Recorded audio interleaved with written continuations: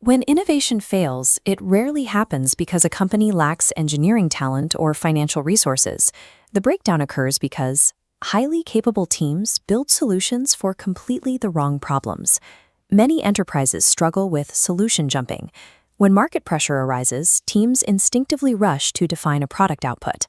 They treat surface-level symptoms, commonly referred to as pain points, as the root cause, leaving the actual demand unaddressed.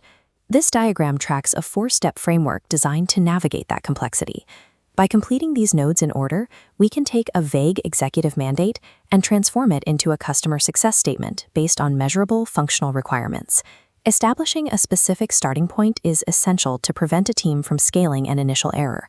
If the problem definition is flawed at the start, the rest of the innovation pipeline simply geometricizes that mistake, leading to significant waste in R&D capital.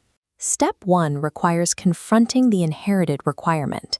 In B2B environments, innovation initiatives often begin as a directive from leadership. For example, a mandate to build an AI routing app. A strategist must interrogate this directive rather than accepting it as a final destination. This matrix represents the Socratic scalpel. It forces the categorization of demands into two columns. On one side, we list organizational assumptions, the proposed solutions. On the other side, we isolate observable, empirical facts about the current business friction. To populate this matrix, you drill down past the solution until you hit a foundational truth. In our fleet scenario, the empirical fact is that the company is wasting fuel because delivery routes cannot adapt to unpredictable traffic disruptions mid-shift. Grounding the project in empirical facts provides a first line of defense. It ensures the team isn't deploying an expensive, highly engineered band-aid for a symptom while the core problem remains unaddressed. Step 2 identifies the specific individual trying to get the job done. While a consumer purchase is often linear, a B2B ecosystem is a fragmented coalition of actors with conflicting needs. We distinguish between the little hire and the big hire. The little hire is the frontline employee, using a tool to minimize daily friction. The big hire is the executive who acquires a solution to address a macro-level, systemic business outcome. We pinpoint the target by applying the accountability filter. We look at the friction identified in Step 1 and ask, whose professional performance is directly evaluated on whether this specific problem is solved? This map shows the relationship between the driver and the dispatch manager. While the driver experiences the traffic, they don't control the fleet's overarching efficiency. The targeting indicator locks onto the dispatch manager because they hold the systemic liability for fuel costs and delivery windows.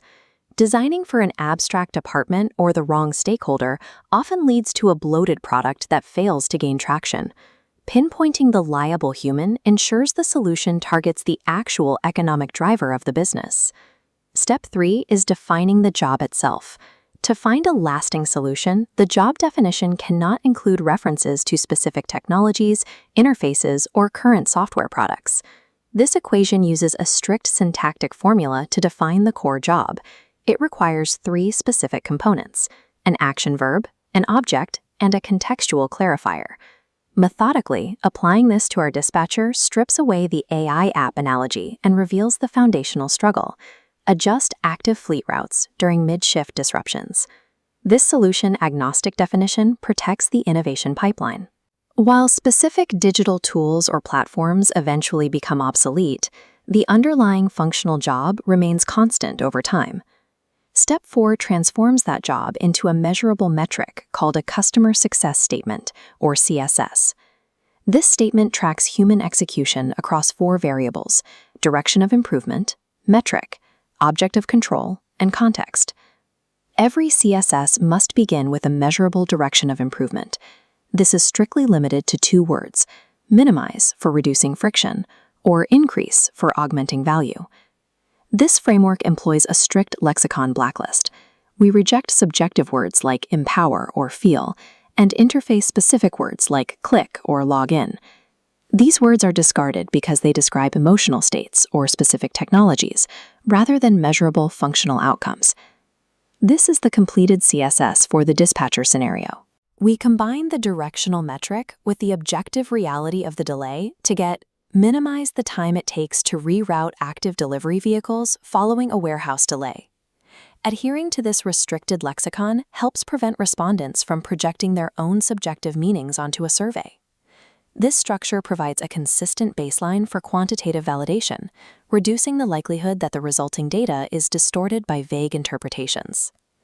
This comparison shows the transformation in strategic clarity. We began with a risky, unvalidated mandate for an AI app and arrived at a structured, objective definition of the problem we are actually trying to solve. By isolating the exact executor and mapping their solution-agnostic job, a team moves away from simply reacting to surface-level symptoms. They begin to function as architects, building on a foundation of verified customer struggles. This de-risked statement is now ready for market validation. From here, an organization can fund staged experiments to test this specific metric in the wild before committing to full-scale capital deployment. Properly identifying and measuring the real job provides the clarity needed to avoid corporate theater. By defining the struggle before designing the solution, an organization can focus its resources on addressing the fundamental economic drivers of the market.